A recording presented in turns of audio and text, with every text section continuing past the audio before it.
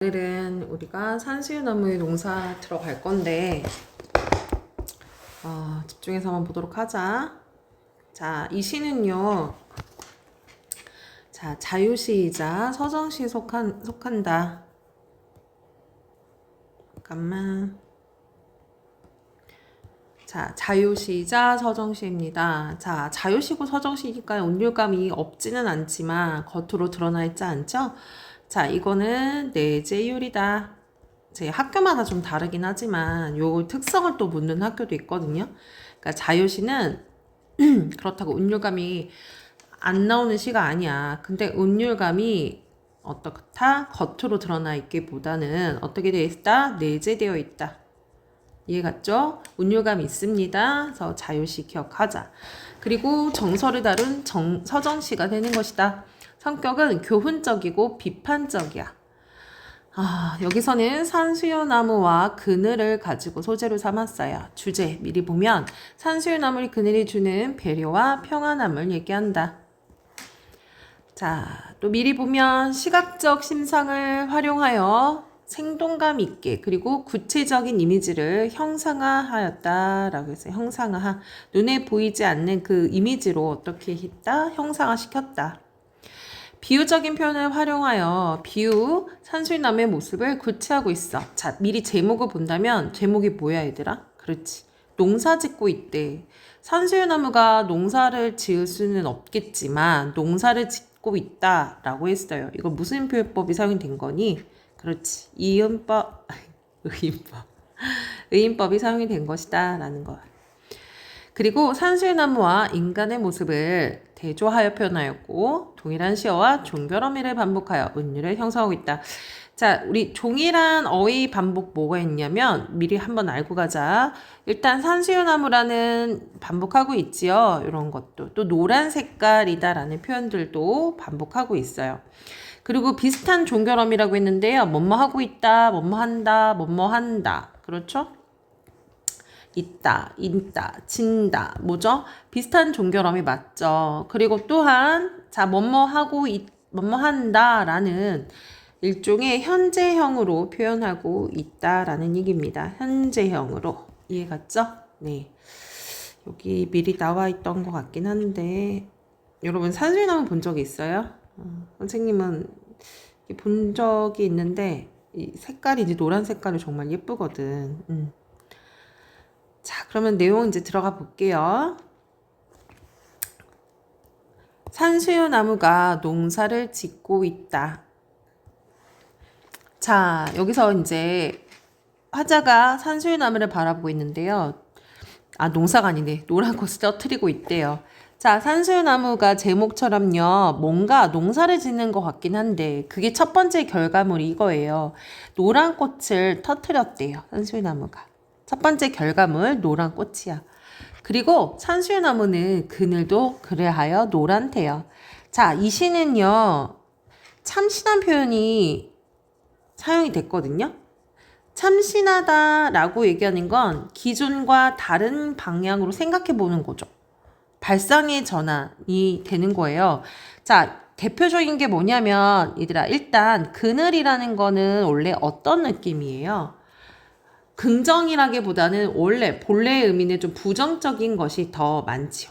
그리고 색깔로 얘기한다면 색깔이 있을까? 뭐 어두움 이렇게 정도 알 수 있어. 그늘이라는 의미는.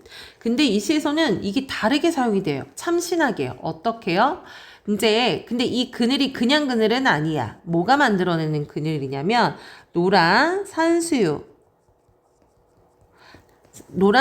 꽃 맞니? 노란 산수유 나무가 만들어내는 그런 그늘이야.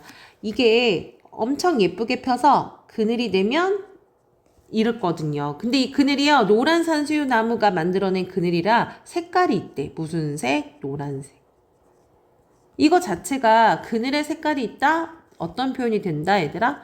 그렇지. 참신한 표현이야, 참신한.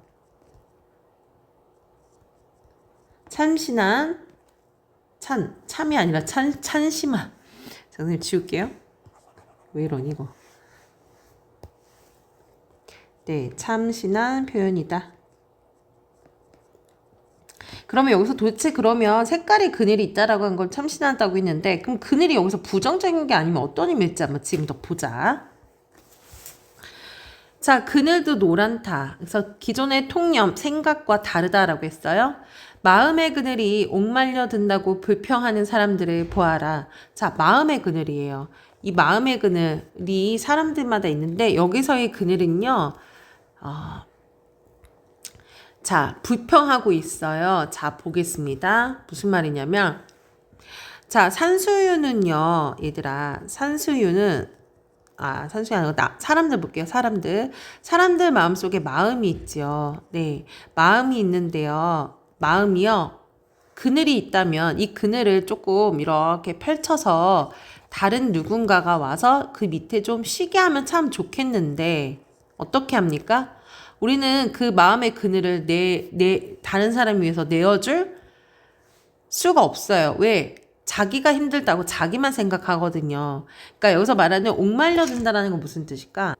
옥말려 든다라는 거는 안으로 이렇게 돌돌돌돌돌돌 말린다는 얘기예요. 그러니까 이렇게 그늘을 펼치면 좋겠는데 우리의 마음을 어떻게 한다? 그 누구에게도 쉴 수 없게끔 어떻게 한다? 이렇게 돌돌돌돌 이거 말려서 김밥처럼 다시 말려 들어가게 한다는 거야. 그러면 여기 밑에 이 사람 곁에 누가 와서 그 마음에 그늘 한켜서 기대 실 수 있는 사람이 있다 없다? 없다. 바로 사람이 그렇게 많이 한대. 특히 다른 사람을 배려할 줄 모르는 그런 의미예요. 이기적인 사람들이 이렇게 불평을 계속 한다는 거야. 나는 그들을 위해서 마음을 내주지 않는 거야. 그래서 누구한테 이걸 얘기하고 싶냐면 자, 야 너네 봐. 누가 봐? 불평하는 사람들 좀 봐. 누굴 봐? 자, 바로 저 산수유 나무를 한번 보라는 거야. 왜? 저 아름다운 산수유 나무는 예쁜 꽃을 피워서 글쎄 그늘을 만들어줘. 다른 사람을 위해서. 그리고 그 아름다운 노란 그늘 밑에 사람들은 꽃도 구경하고 휴식도 하거든. 이해가 갔습니까? 그래서 지금 누구와 누구를 대조시킨다라는 얘기입니까? 네, 요거예요. 산수유 나무의 그늘과 마음의 그늘이 있는 불평하는 사람들의 모습을 서로 뭐를 하는 겁니까? 네, 대조시키고 있는 거예요, 대조. 보고 배우라는 얘기죠. 이어서 나무는 그늘을 그냥 들이우는 게 아니다. 그렇죠. 무슨 나무예요? 산수유 나무야. 그렇다면 산수유 나무는 그냥 하루아침에 그 그늘이 만들어질까요? 우리 화면을 한번 돌아가 보자. 이렇게 뒤로 재생을 해보자. 그늘이 나오기 전에 꽃이 펴야죠? 꽃이 피기 전에 비와 바람도 맞아야 되겠지? 그리고 그거 전에 어떻게 자라야 되겠죠? 그 행위가 어떻다라는 거예요? 하나의 농사를 짓는 것 같다라고 표현해요. 다시 볼게요. 그늘 또한, 여기서의 그늘은 산수유 나무가 만들어내는 긍정적인 의미의 그늘이죠. 또한 나무의 하나의 농사다라고 해요. 그늘도 뭐다? 농사다. 이해 갔죠? 자, 산수유나무가 그늘 농사를 짓고 있다. 자, 뭘 져요? 그늘 농사를 짓고 있대요. 즉, 산수유나무가 자라서 꽃이 피어지고 꽃이 무리가 되어 그늘이 만들어지는 이 전 과정을 뭐라고 한다? 농사 짓는 행위의 표현으로 하고 있는 거죠. 비유하고 있는 거예요. 그쵸? 그만큼 이 과정이 쉽다, 어렵다? 어려워. 하지만 산수유 나무는 해내. 왜? 다른 사람을 존재를 배려하는 마음이 있기 때문이야. 한번 볼까요? 꽃은 하늘에서 피우지만, 그쵸? 꽃은 하늘에서 피우지만 그늘은 땅에서 넓어져 간다. 그러니까 꽃은 하늘에서 키우게 만들겠지만 결국에는 그늘은 점점 사람들이 그 나무 밑에 쉴 수 있는 그늘은 어떻게 돼요? 넓어지고 있다라는 얘기야. 즉 다른 사람을 배려하는 그 마음이 넓어진다. 즉 배려가 커진다. 이렇게 이해하시면 돼요. 산수유 나무가 농사처럼 농사를 짓고 있다. 역시 마찬가지야. 농부처럼 농사 짓고 있대요. 자, 뭐라고 표현한 거야? 네, 직유법이 사용이 된 거죠. 그리고 농사를 짓는 건 사실 사람만 하는 거잖아요. 그래서 의인법도 사용이 됐습니다. 학교에서는 의인법이라고 했는지 다시 한번 확인해 보세요. 끌어모으면 벌써 노란 좁쌀 5개쯤 되는 무게의 그늘이다. 자, 그 그늘을요, 얘들아. 그늘을 참 특이해. 그늘을 어떻게 했어요? 무게로 표현을 했어. 그 그늘을 만드는 게 바로 뭐죠? 꽃이잖아, 꽃. 이해가니? 그 꽃이 모여져서 그늘이 되는데요. 그 그늘에 무게가 있대요. 마치 노란 좁쌀. 자, 5대 되는 무게. 뭐 하는 거예요? 무게. 자, 아까 뭐라고 했어? 농사 짓는다고 했잖아. 그쵸? 누가 농사죠? 산수유나무는 꽃을 피우기 위해서 농사 짓는다고 했잖아요. 사실 이 노란 좁쌀이라는 것은 산수유 나무의 꽃이랑 똑같은 건데요. 여기서 노란 좁쌀이라고 표현을 한 거야. 그만큼 뭐 한 겁니까? 이렇게 만들어졌어. 이 꽃, 즉 노란 좁쌀 5개 되는 무게 정도의 이 꽃이 만들어지고 이 꽃은 뭘 만들어요? 그늘을 만들잖아요. 그쵸? 그것을 즉 어떻게 하는 거야? 바로 감각적으로 형상화시킨 거야. 자, 우리 그런 거 하잖아. 어떤 잘못을 해. 그러면 마음이 천만금 무겁다. 이런 표현 하는 것처럼요. 마찬가지야. 그 배려심을 위해서 탄수유나무가 만들어진 그 그늘이 마치 무게가 있는 것처럼 표현해 주는 거야. 그럼 그 그늘은 뭐가 만들어서 그게 된 거예요? 꽃이 그게 된 거잖아요. 자, 꽃을 다시 한번 농사를 짓는다고 했잖아요. 산수유나무가. 그러니까 그 꽃을 농사 짓는 좁쌀 무게로 또 표현을 한 겁니다. 이해 갔죠? 자, 그럼 이 시 내용 다시 한번 정리해 볼게요. 이 시는요, 중요한 키워드가 그거예요. 참신한 발상이라는 거예요. 발상이 너무 참신해. 우리가 생각하는 그늘이 그런 그늘이 아니잖아. 그지? 긍정적인 그늘이다. 그죠? 예. 배려와 어떤 긍정의 의미를 담고 있다. 그래서 참신하다. 그리고 비유적으로 표현하고 있어요. 네, 농사꾼처럼.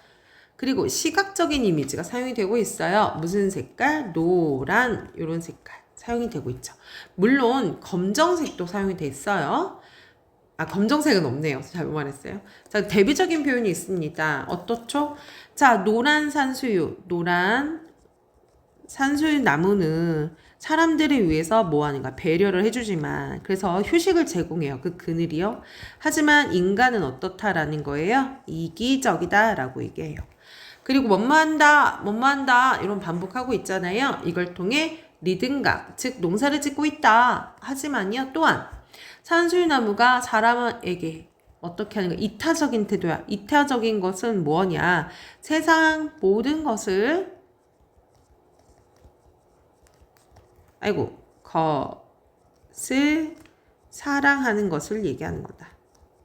이것을 강조하고 있다. 자, 그러면 다시 한번 그늘 농사의 의미는 산수유나무를 의인하였어요. 그래서 농사라고 표현을 했고요. 꽃을 피워 그늘을 넓히는 과정을 농부가 농사 짓는 것에 비유했대요. 그리고 그늘에 대해서 새로운 가치. 왜? 자, 여기서 이런 의미가 아니었으면은 그늘이 부정적인 의미였는데 여기서는 발상의 전환으로 새로운 가치, 즉 참신한 표현으로 바뀌었잖아요.